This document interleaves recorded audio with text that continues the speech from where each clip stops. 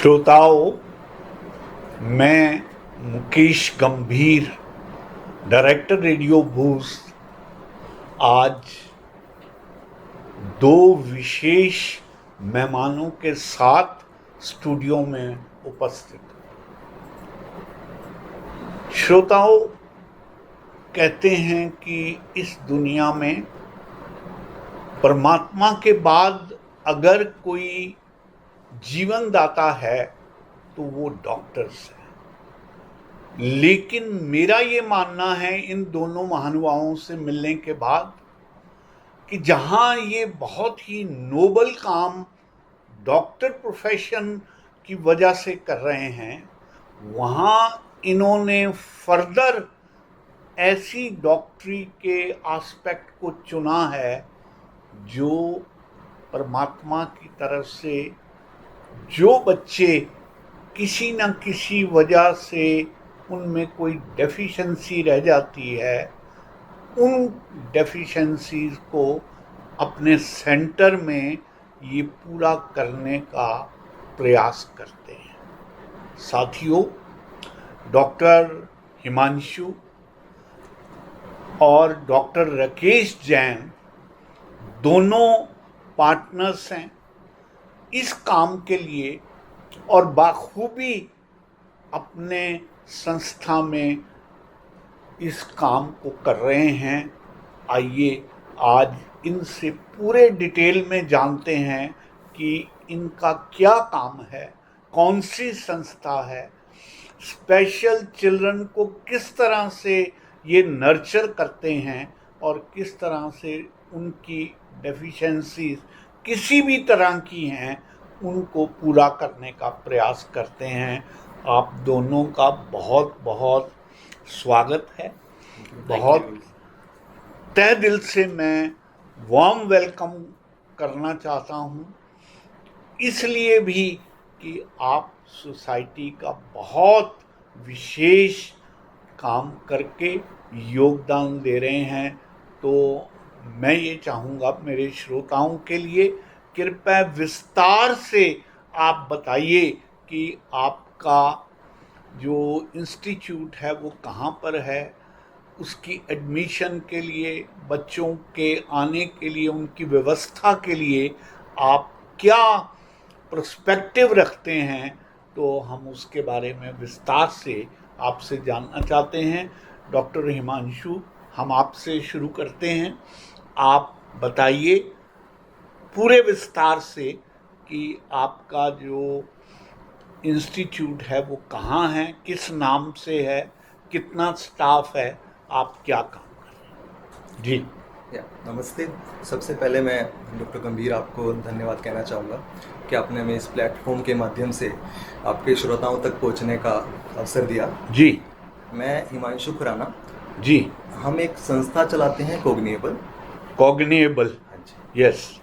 तो जिसमें हम किसी भी बच्चे को किसी तरह का भी डेवलपमेंट डिले है, हाँ, या वो किसी भी तरह से और बच्चों से किसी भी क्षेत्र में पीछे है, वो बोलने में और बच्चों से कम बोल पा रहा है, या आपकी बातें कम समझ पा रहा है, ओके, या फिर स्कूल में बाकी बच्चों के साथ नहीं खेल रहा है, ओके, या फिर चलने में देरी आप देख पा रहे हैं, ओके, या फिर बच्चा अपने आप से बैठ नहीं रहा है, ओके, तो इस तरह का कोई भी लक्षण या ऐसे और भी काफी सारे लक्षण हैं। हाँ, जब हाँ, आपको लगे कि आपका बच्चा किसी भी क्षेत्र में दूसरे बच्चों से पीछे है। हाँ, doctor Jain, I would request you to please help doctor Himanshu to further count what different type of children are coming and what are their deficiencies.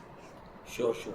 As Dr. Himanshu has pointed, Yes. I mean, any children who have any deficiency, whether physically or mentally, Okay. we do see all those children. Okay. I mean, my job as a pediatric neurologist to see them, to make a diagnosis, whether they have, like there are a lot of conditions. Okay. I can name a few, like autism, very Yes. common nowadays.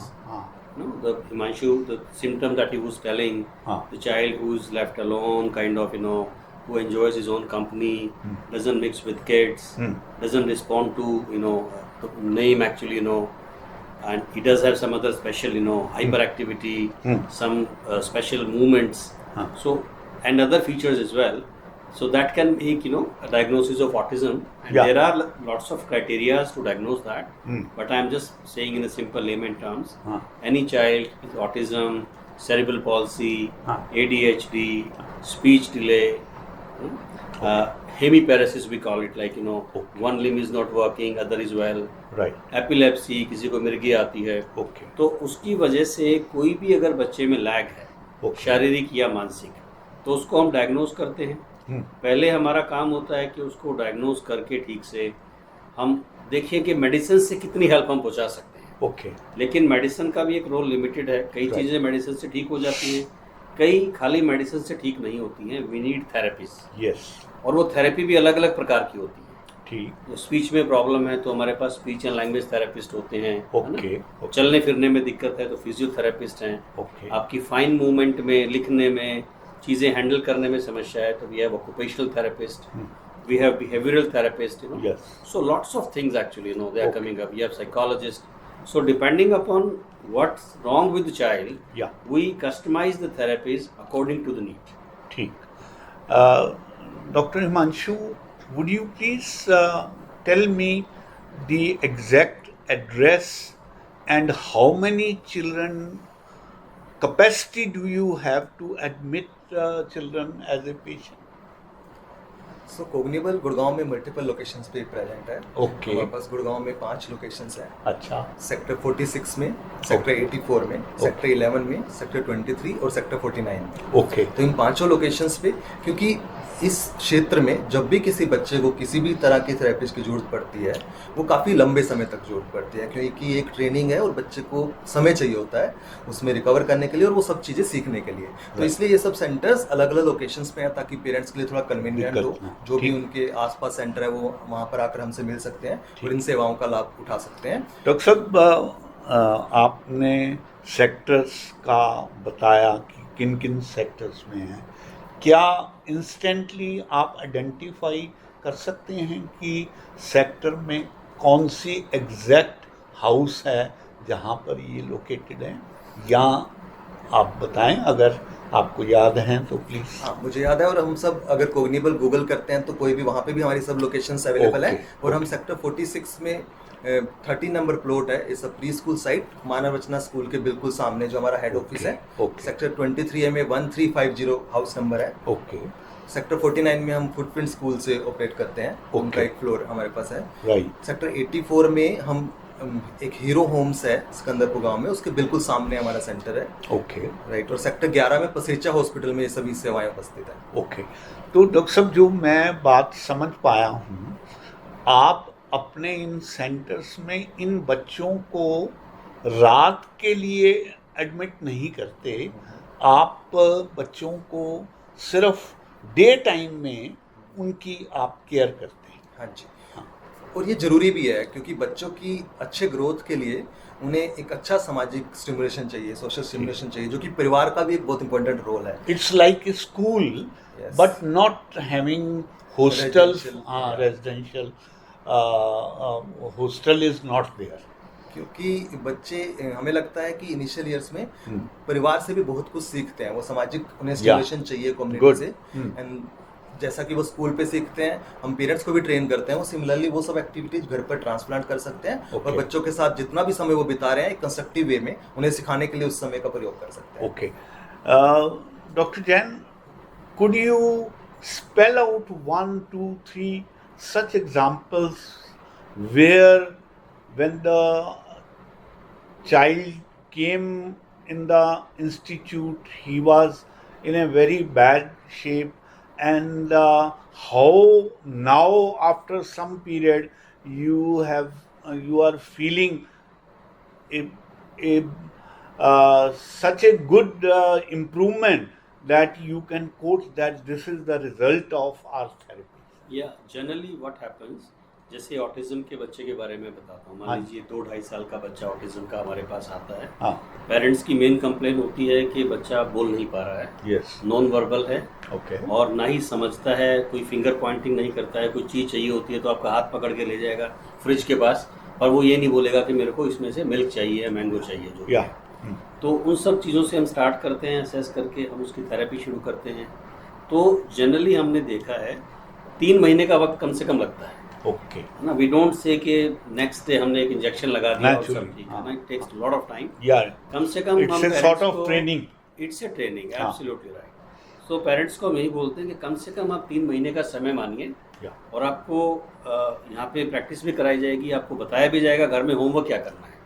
अगर आप शिद्दत के साथ ये काम करते हो तो 3 महीने में आपको चेंजेस दिखने शुरू हो जाएंगे। ओके, और 50-60% बच्चों में 3 से 6 महीने में काफ़ी चेंज आना शुरू हो जाता है। ओके, कई बच्चे तो हमारे ऐसे रहते हैं, अगर परसेंटेज एग्जैक्टली तो मैं नहीं बता सकता, पर अप्रॉक्सीमेटली 20-30% बच्चे ऐसे मानिए जो इस लेवल से शुरू होते हैं और वो अल्टीमेटली नॉर्मल स्कूल तक पहुंच जाते हैं। ओके, भाई वहाँ से ग्रेजुएट होके they are getting into normal mainstream school and they are doing good, very good. Right, और दूसरा एग्जाम्पल जैसे हम सेरिब्रल पॉलिसी के बच्चे का मानते हैं। सेरिब्रल पॉलिसी में सर क्या होता है कि जन्म के समय अगर बच्चा मान लीजिए रोता नहीं है, दिमाग में ऑक्सीजन कम पहुंचती है, तो उसकी वजह से मोटर डिले हो जाता है। ओके, जैसे बच्चा बैठना ठीक टाइम से नहीं शुरू कर पाता, राइट, खड़े होने में देर लगती है, उसको काफ़ी देर लगती है, और टांगे काफ़ी टाइट रहती है। या तो उनकी अगर हम थेरेपी शुरू करते हैं तो उन बच्चों में तो इतना है कि 1 महीने के अंदर असर दिखना शुरू हो जाता है।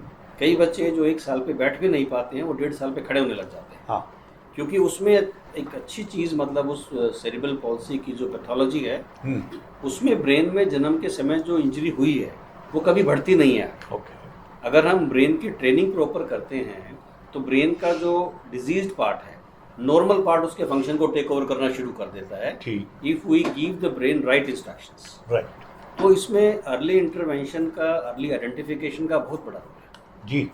डॉक्टर साहब, आम तौर पर वर्किंग लेडीज़ जिनसे हमारी यहाँ मुलाकात होती है, उनमें से कई मदर्स इस बात की कंप्लेंट करते हैं कि भाई हमारा जो बच्चा है वो 4 साल का हो गया है लेकिन अभी बोल नहीं पाता या चल नहीं पाता।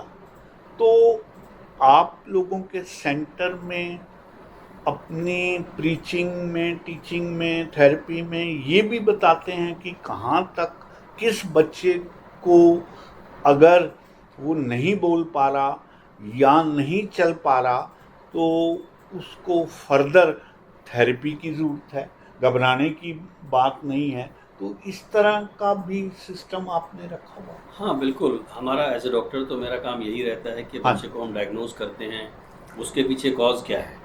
कई कॉज इसमें डॉक्टर गंभीर ऐसे होते हैं कि there are certain progressive disease, which means कि अगर आपको एक तकलीफ है तो वो तकलीफ समय के हिसाब से बढ़ने लग जाती है। ओके, तो अगर हमें वो डायग्नोज बना देते हैं तो हम पेरेंट्स को अपफ्रंट बता देते हैं हाँ, कि इस तकलीफ का, कई ऐसी न्यूरोलॉजिकल प्रॉब्लम्स हैं जिनका कोई परमानेंट इलाज नहीं है। हाँ, हाँ, तो उसमें जो हम थेरेपीज कराते हैं उससे कुछ बेनिफिट मिलता है, लेकिन we will not be able to cure your child completely. Okay, जैसे कुछ बीमारियों का नाम मैं लेता हूँ, जैसे स्पाइनल मस्कुलर एट्रोफी है, अच्छा, डुशेन मस्कुलर डिस्ट्रॉफी है। ओके, ये ऐसी तकलीफ़ें हैं जो समय के हिसाब से बढ़ती चली जाती हैं। ओके, तो वो काफ़ी मतलब पेनफुल है पेरेंट्स के लिए to understand it, but our job is to give them clear picture. Okay, जो बच्चे ठीक हो सकते हैं उनके बारे में बताते हैं, और जो बच्चे ठीक नहीं हो सकते हम क्लियर कट बता देते हैं कि इसमें ये आउटकम है। ओके, ये बच्चा जो है इतने समय के बाद, जैसे डुशेन मस्कुलर डिस्ट्रॉफी के जो बच्चे रहते हैं 2-2.5 साल तक बढ़िया दिखते हैं बच्चे को, ओके, थोड़ा बहुत चलने में दिक्कत रहती है, थोड़ी कमजोरी फील होती है,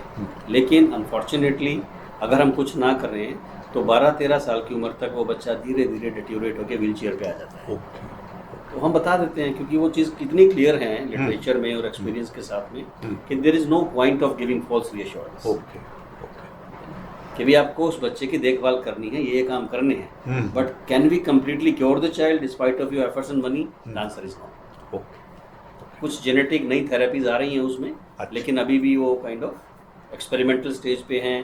कुछ अवेलेबल हैं तो they are far too expensive for a common man to be able to afford that. Doctor Himanshu, मैं आपसे और डॉक्टर जैन दोनों से इस बात को जानना चाहूँगा, आप दोनों being expert in this field, आप दोनों की सुपरविजन रहती है सभी सेंटर्स में या आगे आपने स्टाफ रखा हुआ है और आप वहाँ पर रेगुलर विजिटर ना होके कभी कभार जाते हैं, क्या सिस्टम है ताकि हमारे श्रोताओं को ये बात समझने में आसानी है? So doctor Gambhir, we are I mean full time into it, but of course हमारे पास एक लीडरशिप टीम है जिसमें हर डिपार्टमेंट के अलग हेड्स हैं। जैसे फिजियोथेरेपी डिपार्टमेंट को एक अलग डॉक्टर हैं जो हेड करते हैं, ऐसे ऑक्यूपेशनल थेरेपी डिपार्टमेंट को, ऐसे एजुकेशन के डिपार्टमेंट को, और ये सब हम भी हर सेंटर पे रेगुलरली विजिट करते हैं देखने के लिए कि क्या प्रोग्रेस है बच्चे की। पर लीडरशिप टीम, एक लीडरशिप टीम हर सेंटर पे अवेलेबल है जो कंटिन्यूसली और डेली बेसिस पे देखती रहती है कि बच्चे का जो प्लान बना था वो कैसे इम्प्लीमेंट हो रहा है, बच्चे में क्या प्रोग्रेस है, और उसको रेगुलरली अपडेट किया जाता है पेरेंट्स को, उनमें फिजिकल मीटिंग के थ्रू भी, और हमारे पास एक डिजिटल प्लेटफॉर्म भी है, एक एप्लीकेशन है जिसपे parent can access all the data कि बच्चे के साथ जो भी काम हो रहा है उसमें वो डाटा डेली का रहता है। पेरेंट्स शाम को देख सकते हैं बच्चे के साथ क्या काम किया गया था, और वो खुद उस प्लेटफॉर्म से सीख के घर पे ट्रांसप्लांट भी कर सकते हैं। तो डॉक्टर साहब, कितनी ड्यूरेशन के लिए आप किसी बच्चे को अपने सेंटर में कॉल करते हैं और उसके बाद पेरेंट्स पे छोड़ देते हैं कि भाई हमने अब इसकी इनिशियल डिफ़िकल्टीज़ को ओवरकम कर लिया है, इसके बाद आप खुद संभालो? कोई ऐसा टाइम प्लान रहता है या आप फिज़िकली देखते रहते हैं कि अब इसकी इतनी इम्प्रूवमेंट हो गई है, अब इसको हमारे सेंटर में आने की ज़रूरत नहीं है, ये घर पे भी कंटिन्यू कर सकते हैं? बिल्कुल, ये बहुत अच्छा प्रश्न है, और काफ़ी सारे पेरेंट्स आके भी हमसे फर्स्ट डे यही पूछते हैं कि इस बच्चे को कितना समय लग सकता है बोलने में या चलने में। पर ऑफकोर्स हम अपने एक्सपीरियंस से, इतने सालों के एक्सपीरियंस से, वी स्टार्टेड इन 2008, तो उससे कुछ बता सकते हैं जब हम रिलेट कर पाते हैं कि हम ये एक्सपेक्ट कर रहे हैं, ये हमारे शॉर्ट टर्म गोल्स हैं, ये हमारे लॉन्ग टर्म गोल्स हैं, इतने दिनों में बच्चा ये सीख सकता है, और लॉन्ग टर्म गोल्स में बच्चा ये सीख सकता है।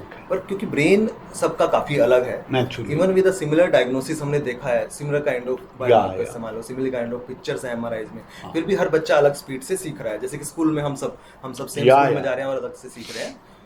पर हाँ, इस एक्सपीरियंस से हम ये बता पाते हैं कि किस बच्चे को कितना, कि उसका इन्वॉल्वमेंट कितना है, माइल्ड लेवल पे इन्वॉल्वमेंट है, मॉडरेट लेवल पे इन्वॉल्वमेंट है। और जैसे कि डॉक्टर साहब ने बताया, किसी बच्चे को 3 महीने से लेके कुछ साल भी लग सकते हैं। फॉर इंस्टेंस मैं एक एग्जांपल दूंगा, मतलब और काफ़ी सारी सक्सेस स्टोरी है इस फील्ड में। ऐसा है कि जब आप काम कर रहे हैं आपके पास रोज एक सक्सेस स्टोरी है। कभी कभी आप देखेंगे डेली कि बच्चे ने पहली बार अपने आप से बोतल उठा के पानी पिया, कोई पेरेंट जब आके बताता है कि आज पहली बार उसने पापा बोला या मम्मा बोला। इस तरह की सक्सेस स्टोरी जो आपको डेली मोटिवेट करते हैं। जब वो फर्स्ट डे स्कूल जाता है, तो ये सक्सेस जो है आपको डेली मोटिवेट रखती है। थेरेपी और ट्रेनिंग का एक फ़ायदा ये है कि आपको हमेशा, मतलब हर थोड़े इंटरवल में कुछ ना कुछ प्रोग्रेस दिखता रहेगा। बट ये बताना कि ये बच्चा कितने टाइम में बिल्कुल ठीक हो जाएगा, बहुत ही डिफिकल्ट है।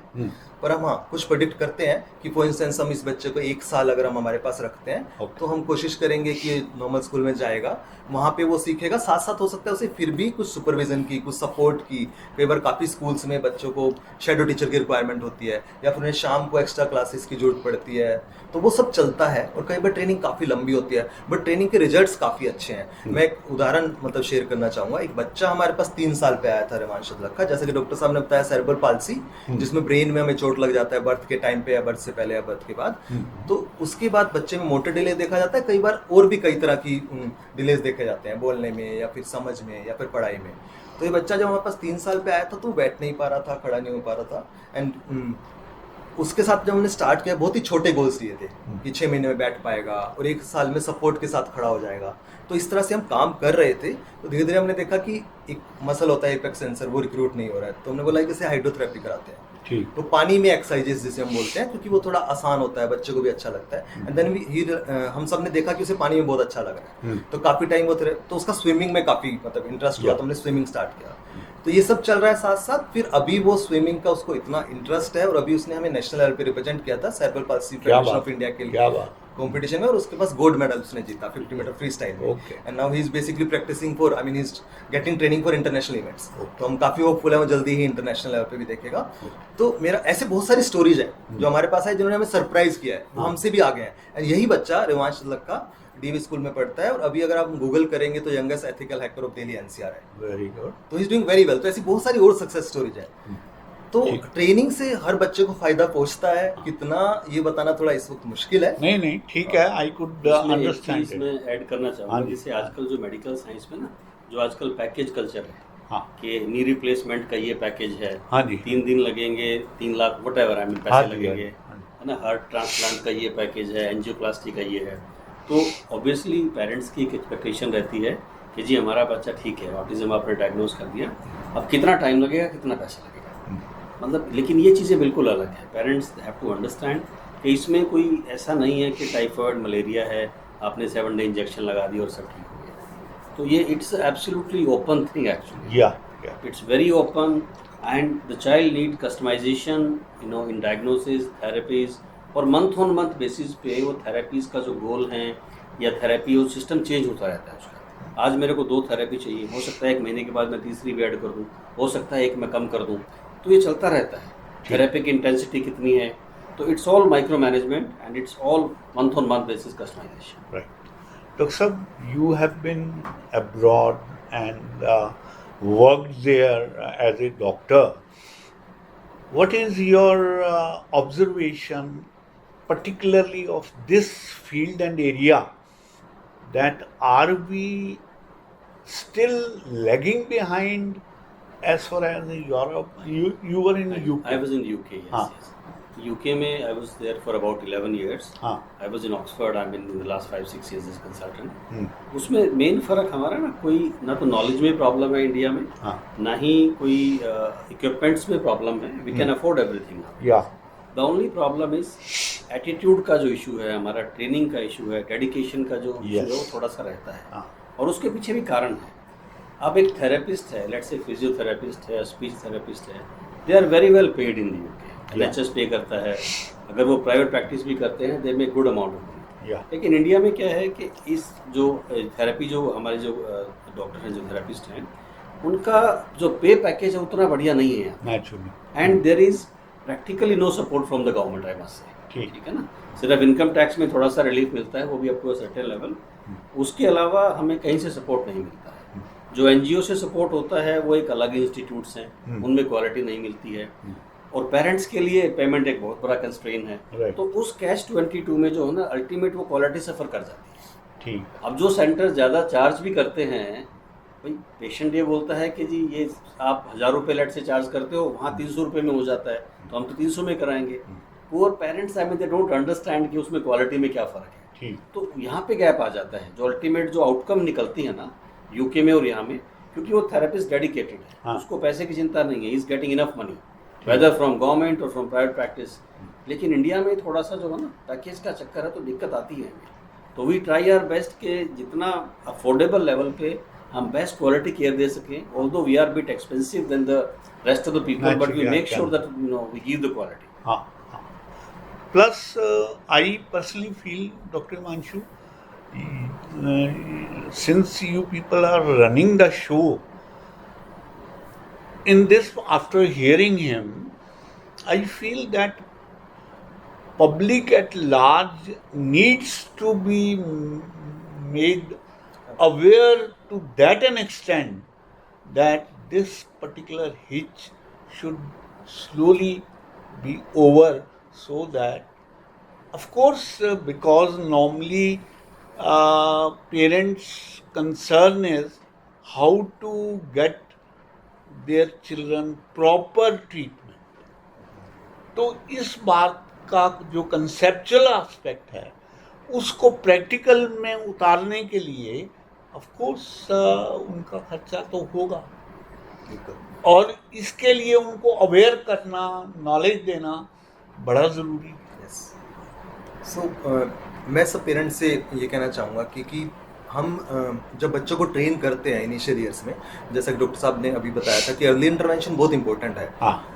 क्योंकि ब्रेन का वो पार्ट जो इंटैक्ट है, वो न्यूरोप्लास्टिसिटी की वजह से सीख के काफ़ी सारे काम सीख सकता है। वो ब्रेन की प्लास्टिसिटी, हाउएवर, हमारा ब्रेन पूरी ज़िंदगी सीखता है, बट इनिशियल 6 ईयर्स में सबसे ज़्यादा है। तो उस वक्त हमें वो क्वालिटी केयर और जितना स्टिमुलेशन उसे चाहिए वो देना चाहिए।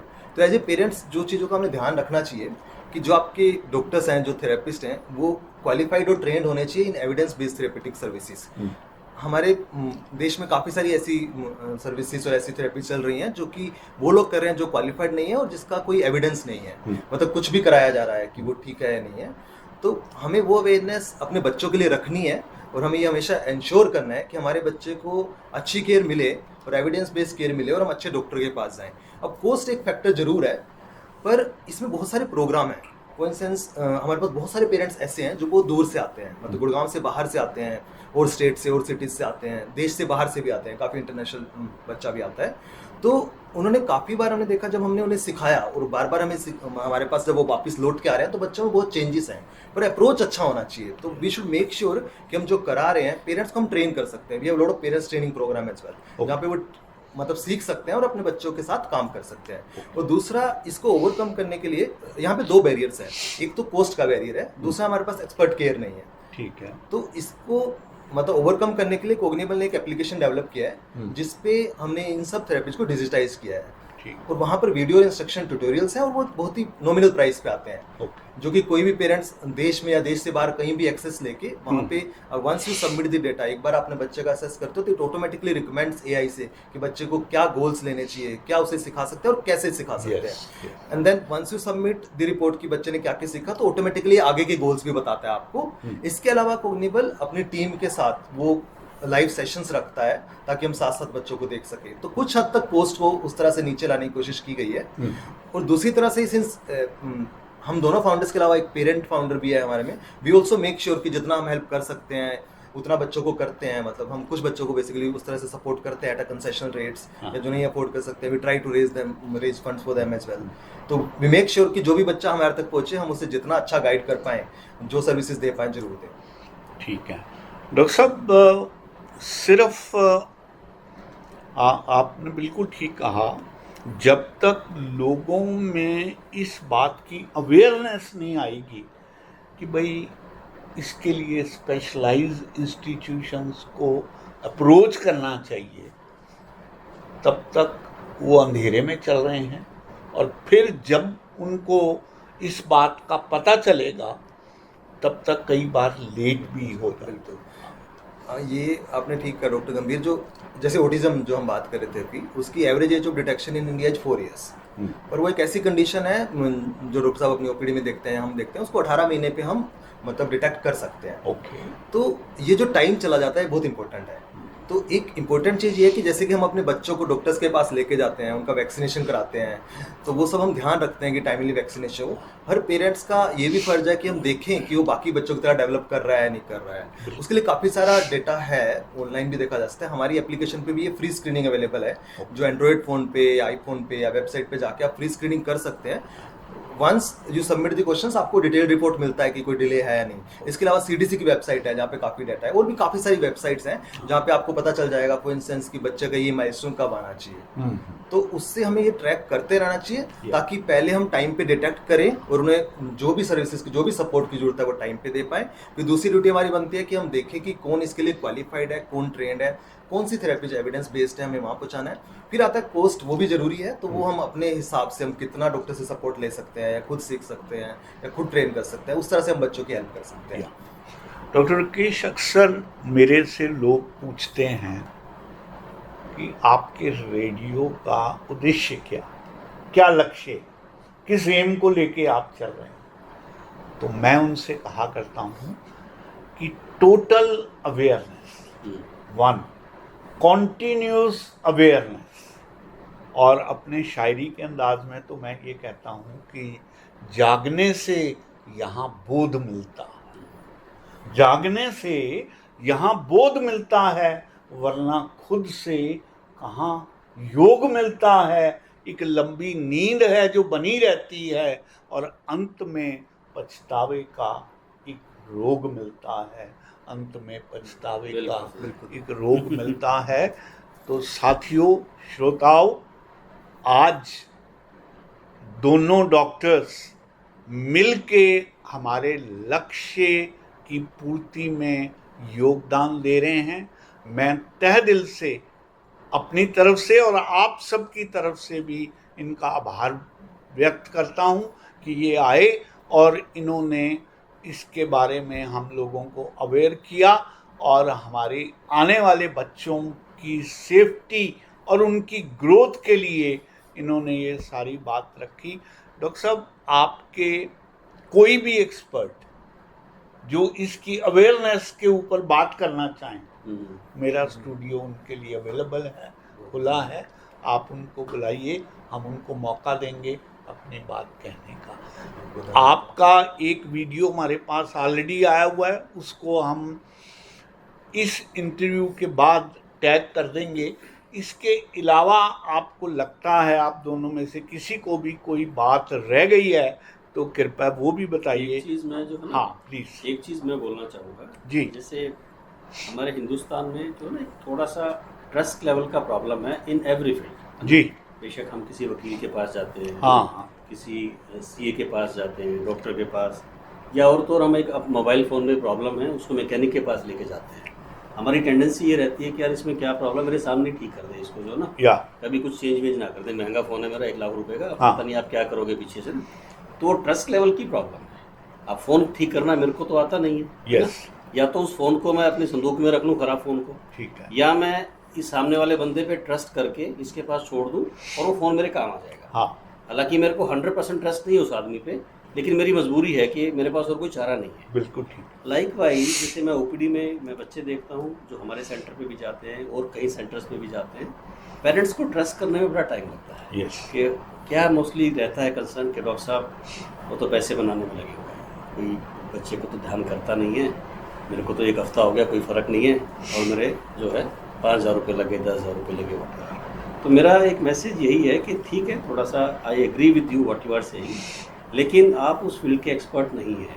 आपको कहीं ना कहीं विश्वास करना पड़ेगा। हो सकता है आपको सीधे भगवान शिव ना मिले, लेकिन जो उनसे नीचे भी हैं, जो भगवान शिव के भक्त भी हैं, वो भी कहीं ना कहीं आपको रास्ता दिखा देंगे। आप बिल्कुल कुछ नहीं करेंगे तो उसमें नुकसान है आपका।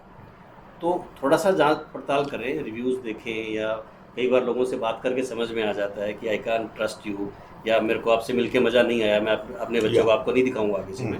वो सब बातें ठीक हैं, लेकिन इस दौड़ भाग को जितना जल्दी हम कम करके एक सिस्टम पे ट्रस्ट करके चलेंगे, आप ये मत मानिए कि वो जहाँ पे आपने ट्रस्ट कर लिया आपको 100% रिजल्ट देगा। अगर वहाँ से आपको 80% में मिल रहा है तो please go with that, don't waste your time. नुकसान आपका ही है, बच्चे का नुकसान है। तो थोड़ा सा आप उस मैसेज को लेके 70-80% एक्यूरेसी के साथ आप काम करें और खुद भी थोड़ी मेहनत करें ताकि हम बच्चे को कुछ रिजल्ट दे सकें।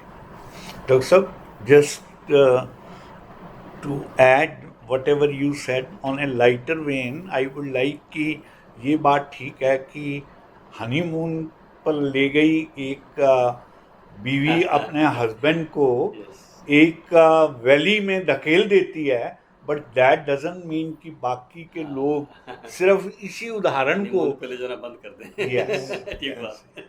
तो इन्हीं शब्दों के साथ हम आपका पुनः आभार व्यक्त करते हैं। आप हमारे स्टूडियो में आए और हम चाहेंगे कि इस तरह के और भी कंक्रीट एग्जाम्पल आप कोट करना चाहें तो will have a second meeting on that. इसके साथ ही मैं भी मतलब एक चीज़ ऐड करना चाहूँगा कि जब भी कुछ, जैसे पहले एक मूवी आया था तारे ज़मीं पर, अब आया सितारे ज़मीं पर, जब भी इस तरह के कुछ मूवीज आती हैं तो एकदम से एक अवेयरनेस का स्पर्ट आता है और फिर वो बेसिकली फेड हो जाता है। हालांकि वो ऑब्वियस है क्योंकि हम सब अपनी अपनी ज़िंदगी में मतलब व्यस्त हैं, पर हम एक मैसेज जो बिल्कुल क्लियर है ह्यूमैनिटेरियन ग्राउंड्स पे कि हर बच्चे को इक्वल अपॉर्चुनिटीज मिलनी चाहिए। वो शिक्षा में हो, रोजगार में हो, उन्हें इक्वल अवसर मिलने चाहिए।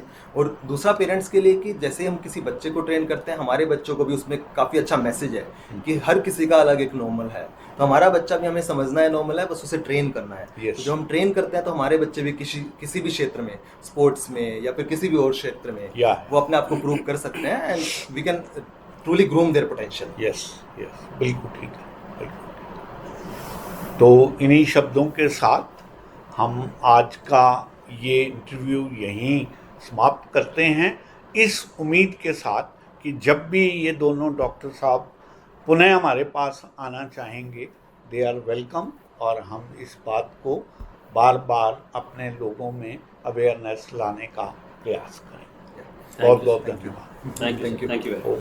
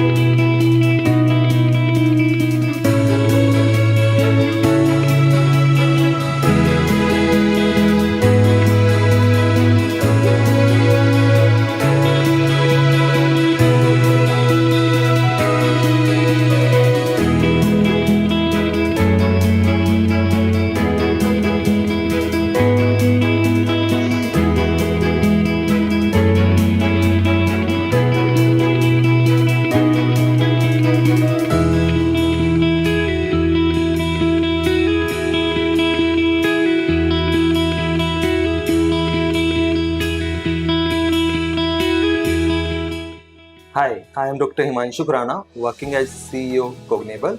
Cognable is a center founded by a neurologist doctor, parents, and therapists with the aim to facilitate early detection and early intervention for children with cerebral palsy, autism, and other neurodevelopmental delays. In Cognable, we are a multidisciplinary team of professionals working in sync to facilitate all-round development of the child. Cognable also offers CABA board certified EBIC courses to train the young professionals in the field of behavior intervention. As a team, our mission is to help each and every child to reach their full potential and empower them to make a lasting impact in the society. I'm Dr. Leena Dhawan, a consultant physiotherapist at Cognable. The approach that we use for therapy is that we try to make the child as functional as possible. So everything is geared towards them being able to independently walk, sit, move about in the community and their schools and environment.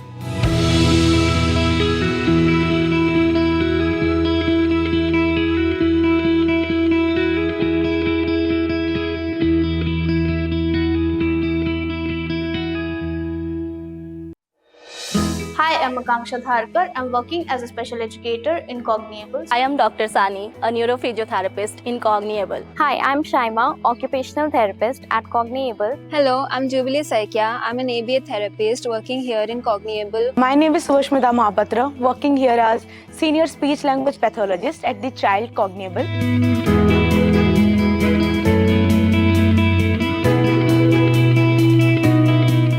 मेरा नाम जतिन यादव है। मैं sir कोग्नियर में sir पढ़ने आता हूँ और sir मैं यहाँ पे योगा करता हूँ और सर डांस करता हूँ और सर मैं यहाँ पे पढ़ाई करता हूँ। मेरा नाम है रात्या, मैं ग्रीन यूनिवर्सिटी में रहती हूँ, कंप्यूटर क्लास और ओटी करती हूँ। My name is Riya, I work at Cognable as an intern. Like the way the teacher teaches what kind of activity they do. Sometimes we dance, we make things, we do cooking. Thank you. Thank you, Cognable. I'm thankful to obviously all the therapists, the way they connect with the child and they put their efforts and they understand. Cognable की team, पूरा staff, they've been so helpful to us for guiding us towards achieving his milestone. यहाँ का environment इतना compassionate है, इतना helpful है that my child felt it like a home. Thank you so much. Thanks, Cognable.